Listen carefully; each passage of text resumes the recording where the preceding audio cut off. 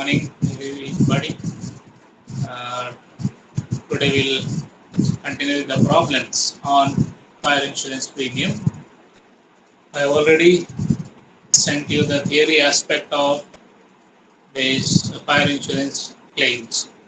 So, as business is facing many risks, one of the major risk business usually faces is the risk of fire ಅಂತ ಹೇಳಿದ್ದೇವೆ ನಾವು.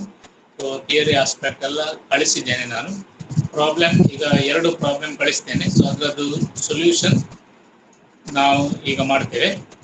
So first problem ಅಲ್ಲಿ fire occurred on 30th September 2017 in the godown of Anand Atiride. From the following figures ascertain the amount of claim to be lodged. ಎಷ್ಟು amount of climb lodge ಮಾಡಬೇಕು ಅಂತೇಳಿ ಹೇಳಿದ್ದಾರೆ. ಅಂದ್ರೆ ಎಷ್ಟು ಸ್ಟಾಕ್ ಲಾಸ್ ಆಗಿದೆ ಅಂತೇಳಿ calculate ಮಾಡಿ ಎಷ್ಟು ಕ್ಲೈಮ್ ಮಾಡಬಹುದು ಅಂತೇಳಿ ನಾವು ಕ್ಯಾಲ್ಕುಲೇಟ್ ಮಾಡಬೇಕು. ಸೊ ಅದಕ್ಕೆ ಡೀಟೇಲ್ಸ್ ಕೊಟ್ಟಿದ್ದಾರೆ. Stock on 1st January 2017 is 17,000. Purchases from 1st January 2017 to the date of fire is 1,70,000. Wages and manufacturing expenses is rupees 17,000 ಕೊಟ್ಟಿದ್ದಾರೆ. Sales from 1st January to the date of fire is 2 lakh rupees ಅಂತೇಳಿ ಕೊಟ್ಟಿದ್ದಾರೆ. Then rate of gross profit is 25% on cost and stock salvage was valued at rupees 4,000. So ಇಷ್ಟು details ಕೊಟ್ಟಿದ್ದಾರೆ. So ನಾವು ಇಲ್ಲಿ ಏನ್ ಮಾಡಬೇಕು ಅಂತ ಹೇಳಿದ್ರೆ ರೇಟ್ ಆಫ್ ಗ್ರಾಸ್ ಪ್ರಾಫಿಟ್ ಕೊಟ್ಟಿದ್ದಾರೆ. ಸೊ ಆ ಬೇಸಿಸ್ ಅಲ್ಲಿ ಎಷ್ಟು ಸ್ಟಾಕ್ ಇತ್ತು, stock on the date of fire ಎಷ್ಟು ಅಂತೇಳಿ ಗೊತ್ತಿಲ್ಲ ನನಗೆ. ಸೊ ನಾವೇನ್ ಮಾಡಬೇಕು, stock on the date of fire ಎಷ್ಟಿತ್ತು ಅಂತೇಳಿ ಕ್ಯಾಲ್ಕುಲೇಟ್ ಮಾಡಬೇಕು. ಸೊ ಹೇಗೆ ಕ್ಯಾಲ್ಕುಲೇಟ್ ಮಾಡ್ತೇವೆ ನಾವಿದು ಟ್ರೇಡಿಂಗ್ ಅಕೌಂಟ್ ಮಾಡಿ ಕ್ಯಾಲ್ಕುಲೇಟ್ ಮಾಡಬೇಕು. ಸೊ ಮೆಮೊರಾಂಡಮ್ ಟ್ರೇಡಿಂಗ್ ಅಕೌಂಟ್ ಅಂತ ಹೇಳ್ತೇವೆ. ಟ್ರೇಡಿಂಗ್ ಅಕೌಂಟ್ ಯಾವಾಗ ಮಾಡುದು ಅಂತ ಹೇಳಿದ್ರೆ when gross profit is not given we are preparing the trading account to calculate the percentage of gross profit on sales. So since in this problem percentage of gross profit is given, so we need not prepare the trading account. Directly we can prepare the memorandum trading account. Memorandum trading account ಯಾಕೆ ಮಾಡ್ತೀವಿ ಅಂದ್ರೆ balance of stock on the date of fire calculate ಮಾಡಲಿಕ್ಕೆ. ಅಂದ್ರೆ ಅಲ್ಲಿ ಬೆಂಕಿಯಿಂದ ಅನಾಹುತ ಆಗ್ತದೆ.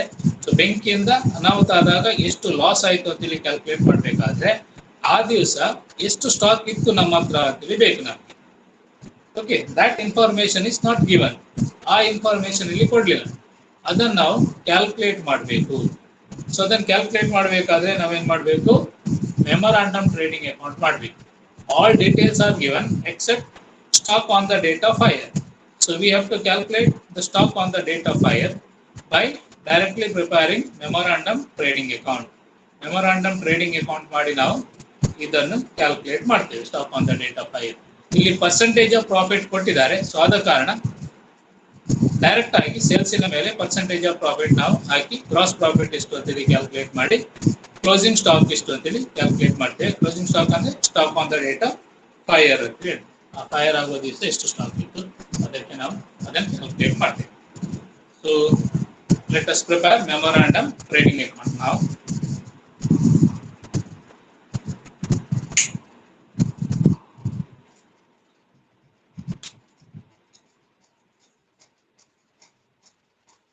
Mr. Anand,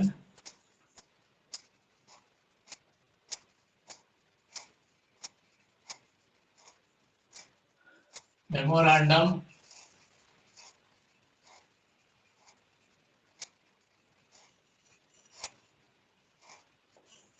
trading account,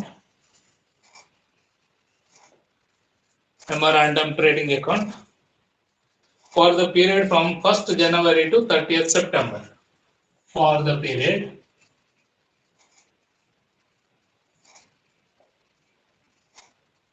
one 2017 to 30th September 2017. ಇದು ಯಾಕೆಂದ್ರೆ till the date of fire ಅಂತ ಹೇಳ್ತೇವೆ. 30th September ಗೆ ಫೈರ್ ಆಕರ್ಡ್ ಆಗ್ತದೆ. Fire occurred on 30th September in the godown of Anand ಅಂತೇಳಿ ಕೊಟ್ಟಿದ್ದಾರೆ. So we have to calculate the loss of stock. ಎಷ್ಟು stock loss ಆಗಿದೆ ಅಂತೇಳಿ ಕ್ಯಾಲ್ಕುಲೇಟ್ ಮಾಡಬೇಕು. ಸೊ ಅದಕ್ಕೆ ಪರ್ಸೆಂಟೇಜ್ ಆಫ್ ಗ್ರಾಸ್ ಪ್ರಾಫಿಟ್ ಕೊಟ್ಟ ಕಾರಣ we are not preparing trading account. Percentage of gross profit ಕೊಡದಿದ್ರೆ ಪ್ರೀವಿಯಸ್ ಇಯರ್ ಟ್ರೇಡಿಂಗ್ ಅಕೌಂಟ್ ಮಾಡಬೇಕು ಮತ್ತು ಅಲ್ಲಿ ಎಷ್ಟು ಗ್ರಾಸ್ ಪ್ರಾಫಿಟ್ ಇತ್ತು ಅಂತೇಳಿ ಕ್ಯಾಲ್ಕುಲೇಟ್ ಮಾಡಬೇಕು, ಎಷ್ಟು ಪರ್ಸೆಂಟೇಜ್ ಗ್ರಾಸ್ ಪ್ರಾಫಿಟ್ ಇತ್ತು ಅಂತೇಳಿ ಕ್ಯಾಲ್ಕುಲೇಟ್ ಮಾಡಬೇಕು. ಮತ್ತು ಕರೆಂಟ್ ಇಯರ್ಗೆ ನೀವು ಏನ್ ಮಾಡಬೇಕು, ಮೆಮೊರಾಂಡಮ್ ಟ್ರೇಡಿಂಗ್ ಅಕೌಂಟ್ ಮಾಡಿ ಗ್ರಾಸ್ ಪ್ರಾಫಿಟ್ ಎಷ್ಟು ಅಂತೇಳಿ ಬರೆದು ಆಮೇಲೆ ನಾವು stock on the date of hire calculate ಮಾಡಬೇಕು. So this is how are calculating the stock goods lost by fire. So to opening stock is to opening stock on 1/1/2017 17,000 and three. So you write it as it is. Then second information, purchases from 1st January to the date of hire. Purchases 1,70,000. ಇಲ್ಲಿ 1/1/2017 ಇಂದ till the date of hire purchase ಮಾಡಿದ್ದು ಎಷ್ಟು ಅಂತ ಕೊಟ್ಟಿದ್ದಾರೆ. Then wages and manufacturing expenses. Wages and manufacturing expenses. Wages and manufacturing expenses rupees 17,000 ಅಂತ ಕೊಟ್ಟಿದ್ದಾರೆ. 17,000. Next, sales from 1st January to the date of hire 2 lakh by sales. 1st January to the date of hire ಎಷ್ಟು ಅಂತ ಕೊಟ್ಟಿದ್ದಾರೆ. It is 2 lakh rupees.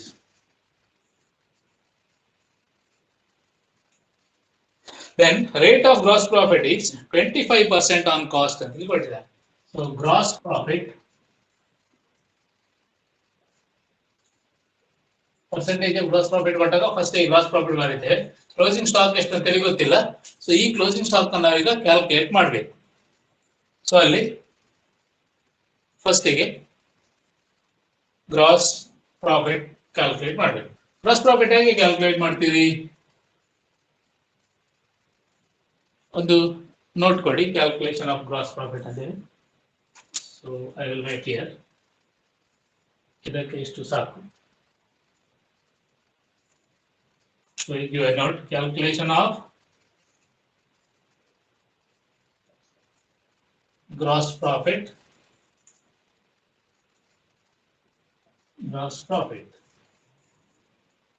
ಏನ್ ಮಾಡಬೇಕು, ಇಲ್ಲಿ ಏನ್ details ಕೊಟ್ಟಿದ್ದಾರೆ ನಮ್ಗೆ ಅಂತ ಹೇಳಿದ್ರೆ, rate of gross profit is 25% on cost ಅಂತ ಕೊಟ್ಟಿದ್ದಾರೆ. So what is the cost of purchase ಗೊತ್ತಿಲ್ಲ ನನಗೆ. ಕಾಸ್ಟ್ ಆಫ್ ಸೇಲ್ಸ್ ಎಷ್ಟು ಗೊತ್ತಿಲ್ಲ. ನಾವೇ ನೋಡುವ, ಅಸ್ಯೂಮ್ ಮಾಡುವ. Let us assume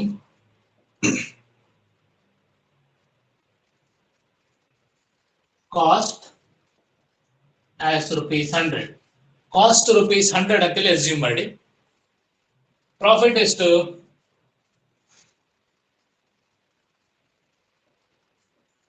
ಕಾಸ್ಟಿನ ಮೇಲೆ 25% ಅಂತ. ಸೊ ಯು ಆಡ್ ಮಾಡಿ.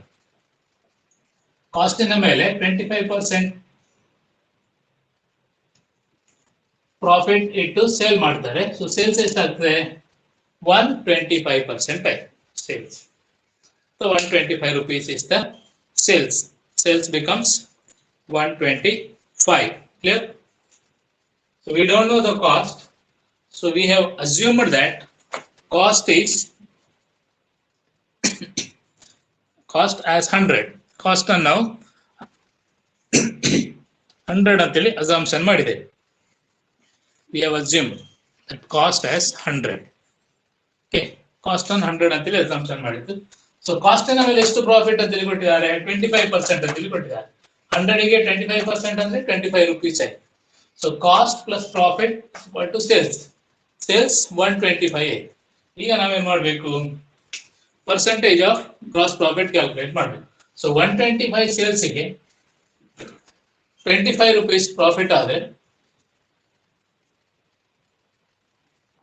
ಎಷ್ಟು ಪರ್ಸೆಂಟ್ ಆಗ್ತದೆ ಅಂತೇಳಿ ನಾವು ಕ್ಯಾಲ್ಕುಲೇಟ್ ಮಾಡಬೇಕು. 125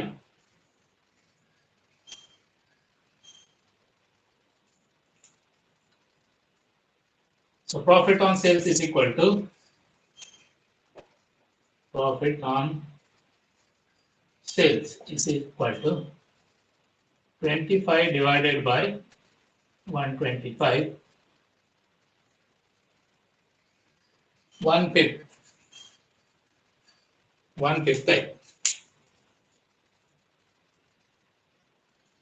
it is 20%, 1/5 or 20% ಅಂತ ಹೇಳ್ತೀವಿ. 1/5 or 20%. ಸೊ ಯಾವತ್ತು ಕೂಡ 1/4 ಆನ್ ಕಾಸ್ಟ್ ಅಂದ್ರೆ 1/5 ಆನ್ ಸೆಲ್ಲಿಂಗ್ ಪ್ರೈಸ್ ಅಂತೇಳಿ ನೀವು ಅಸಂಪ್ಷನ್ ಮಾಡಬೇಕು. 1/4 ಕಾಸ್ಟಿಗೆ 1/4 ಆಗ್ತದೆ. ಕಾಸ್ಟಿನ ಮೇಲೆ ನೀವು ಕ್ಯಾಲ್ಕುಲೇಟ್ ಮಾಡೋದಾದ್ರೆ this 25 rupees becomes 1/4 of cost. ಸರಿಯಾ? ಸೇಲ್ಸಿನ ಮೇಲೆ ಮಾಡುವಾಗ 25 rupees becomes 1/5. ಒಂದು ಜಾಸ್ತಿ ಮಾಡು ಸೇಲ್ಸಿನ ಮೇಲೆ ಮಾಡುವಾಗ. ಕಾಸ್ಟಿನ ಮೇಲೆ ಪ್ರಾಫಿಟ್ ಕೊಟ್ರೆ ಸೇಲ್ಸಿನ ಮೇಲೆ ಪ್ರಾಫಿಟ್ ಕ್ಯಾಲ್ಕುಲೇಟ್ ಮಾಡುವಾಗ ಒಂದು ಜಾಸ್ತಿ ಮಾಡಬೇಕು. ಇದು 100ಕ್ಕೆ 25 ಅಂತ ಹೇಳಿದ್ರೆ 1/4 ಆಯ್ತು. 125ಕ್ಕೆ 20% ಆಗ್ತದೆ, 1/5 ಆಗ್ತದೆ. ಹೇಗೆ 1/5 ಆಗುದು? 1/5 ಆಗ್ತದೆ. 1/5 on sales. Now you know the sales. Sales ಎಷ್ಟು ಅಂತೇಳಿ ಗೊತ್ತಿದೆ ನಮಗೆ. ಸರಿಯಾ? ಸೇಲ್ಸಿನ ಮೇಲೆ 1/5 ಪ್ರಾಫಿಟ್ ಕ್ಯಾಲ್ಕುಲೇಟ್ ಮಾಡಿ. So gross profit is equal to sales is given 2 lakh into 1/5 ಅಥವಾ 20%. ಎಷ್ಟಾಗ್ತದೆ 1/5 ಅಂತ ಹೇಳಿದ್ರೆ 40,000 ಆಯ್ತು ಗ್ರಾಸ್ ಪ್ರಾಫಿಟ್. ಸೊ ನಾವು you total first on the debit side total money.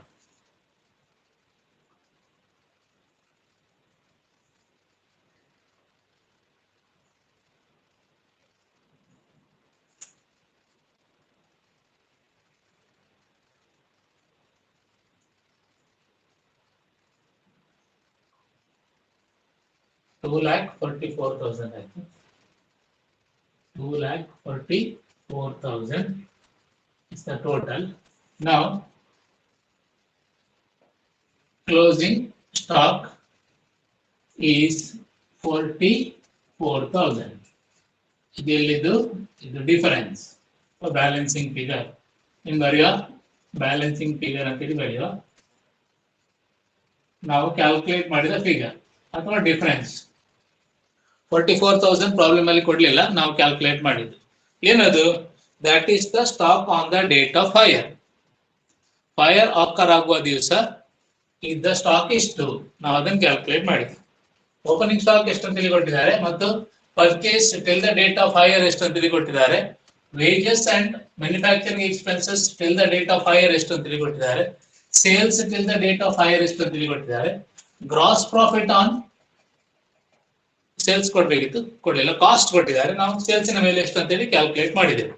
So gross profit on sales 1/5 ಆಗ್ತದೆ ಅಥವಾ 20% ಆಗ್ತದೆ ಅಥವಾ 40,000 ಆಯ್ತು. ಸೊ ಈ ಎಲ್ಲ ಇನ್ಫಾರ್ಮೇಶನ್ ಇಟ್ಟು ಫಸ್ಟಿಗೆ ಡೆಬಿಟ್ ಸೈಡ್ ಟೋಟಲ್ ಮಾಡಬೇಕು. ಟೋಟಲ್ ಅನ್ನು ಬರೀತೀರಿ, ಸೇಲ್ಸ್ ಲೆಸ್ ಮಾಡ್ತೀರಿ, ಉಳಿದಿದ್ದು ಕ್ಲೋಸಿಂಗ್ ಸ್ಟಾಕ್ ಅಥವಾ stock on the date of fire. Fire occur ಆಗುವ ದಿವಸ ಇದ್ದ ಸ್ಟಾಕ್ ಅದು. ಸೊ ಇದು ಈ calculation is important. You assume cost as 100, profit percentage ಕೊಟ್ಟಿದ್ದಾರೆ 25% ಅಂತ ಹೇಳಿ. ಸೊ ಕಾಸ್ಟ್ ಗೆ 25% ಪ್ರಾಫಿಟ್ ಆಡ್ ಮಾಡಿದ್ರೆ 125 ಆಗ್ತದೆ, ಅದು ಸೆಲ್ಲಿಂಗ್ ಪ್ರೈಸ್ ಆಯ್ತು. ಸೊ ಸೆಲ್ಲಿಂಗ್ ಪ್ರೈಸ್ ಗೆ 25 rupees ಪ್ರಾಫಿಟ್ ಅಂದ್ರೆ ಎಷ್ಟು ಪರ್ಸೆಂಟೇಜ್ ಆಯ್ತು? 20% ಅಂತೇಳಿ ನಾವು ಕನ್ಸಿಡರ್ ಮಾಡ್ತೇವೆ. 1/5, 1/4 ಆನ್ ಕಾಸ್ಟ್ ಅಂತೇಳಿ ಕೊಟ್ಟಾಗ 1/5 ಆನ್ ಸೆಲ್ಲಿಂಗ್ ಪ್ರೈಸ್ ಅಂತೇಳಿ ನೀವು ಕನ್ಸಿಡರ್ ಮಾಡಬೇಕು. ಸೊ ಇನ್ಫಾರ್ಮೇಶನ್ ಬೇಸ್ ಅಲ್ಲಿ ಕ್ಲೋಸಿಂಗ್ ಸ್ಟಾಕ್ ಕ್ಯಾಲ್ಕುಲೇಟ್ ಮಾಡಿದ್ದೇವೆ ಅಥವಾ stock on the date of fire calculate ಮಾಡಿದ್ದೇವೆ. ಈಗ ಎಷ್ಟು ಇನ್ಶೂರೆನ್ಸ್ ಕ್ಲೈಮ್ ಲಾಡ್ಜ್ ಮಾಡಬೇಕು ಅಂತೇಳಿ ಕೇಳಿದ್ದಾರೆ.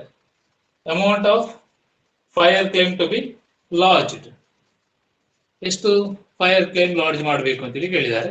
ಸೊ ಹೇಗೆ ಕ್ಯಾಲ್ಕುಲೇಟ್ ಮಾಡುವ? ನೆಕ್ಸ್ಟ್ ನೀವು ಬರೀರಿ below that. This aircraft.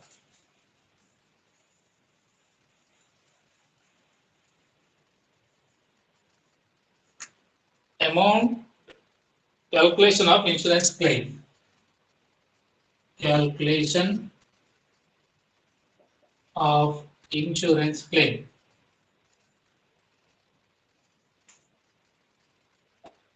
ಎಷ್ಟು ಇನ್ಶೂರೆನ್ಸ್ ಕ್ಲೈಮ್ ಮಾಡಬಹುದು ಅಂತ ಹೇಳಿ ಕೇಳಿದ್ದಾರೆ. ಇದು stock on the date of hire ಎಷ್ಟು ಅಂತ ಗೊತ್ತಾಯ್ತು ನಮಗೆ. ಸೊ ಅದನ್ನು ಬರೀರಿ.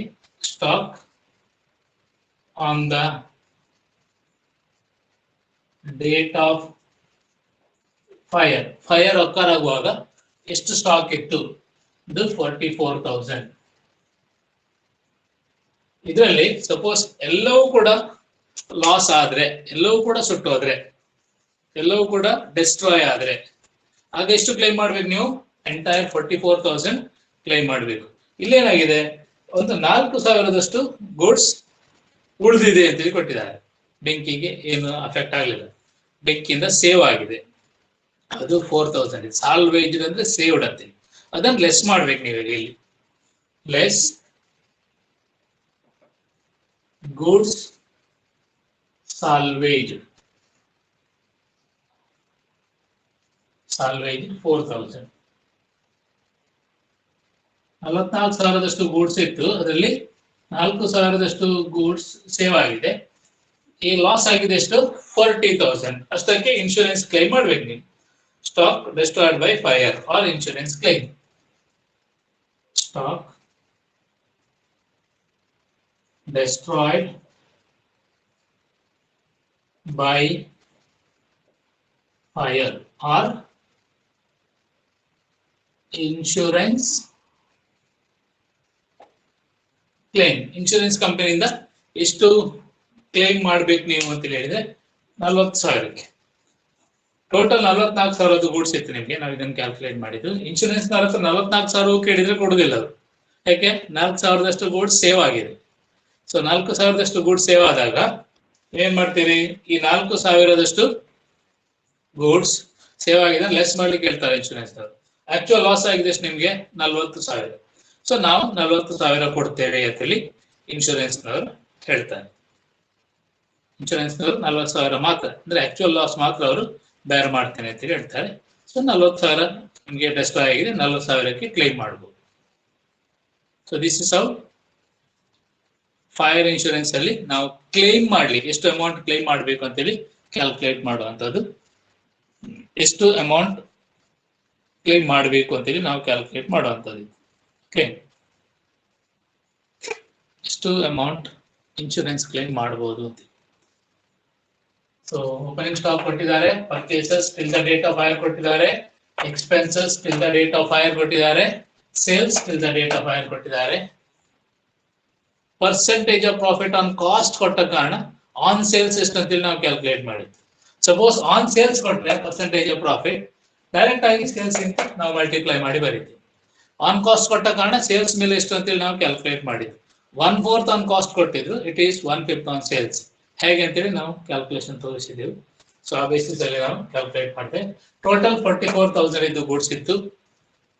ಆ 44,000 ಅಲ್ಲಿ 4,000 ಇದು ಉಳಿದಿದೆ, ಏನು ಬೆಂಕಿಯಿಂದ ಹಾನಿ ಆಗ್ಲಿಲ್ಲ ಅದಕ್ಕೆ. ಸೊ 40,000 ಆಕ್ಚುಯಲ್ ಲಾಸ್ ಆಗಿದೆ, 40,000 ಇನ್ಶೂರೆನ್ಸ್ ಕ್ಲೈಮ್ ನಾವು ಮಾಡಬಹುದು. So this is the fire insurance claim problem. 6 ಮಾರ್ಕಿಗೆ ಕೇಳುವುದಾದ್ರೆ ಈ ಟೈಪ್ ಇದ್ದು ನಮಗೆ ಪ್ರಾಬ್ಲಮ್ಸ್ ಎಲ್ಲ ಕೇಳ್ತಾರೆ. ಸೊ ನೀವು 6 ಮಾರ್ಕಿನ ಪ್ರಾಬ್ಲಮ್ ಆದ್ರೆ ಈ ಟೈಪಿನ ಈ ರೀತಿಯಲ್ಲಿ ನೀವು ಸೊಲ್ಯೂಷನ್ ಮಾಡಬೇಕು.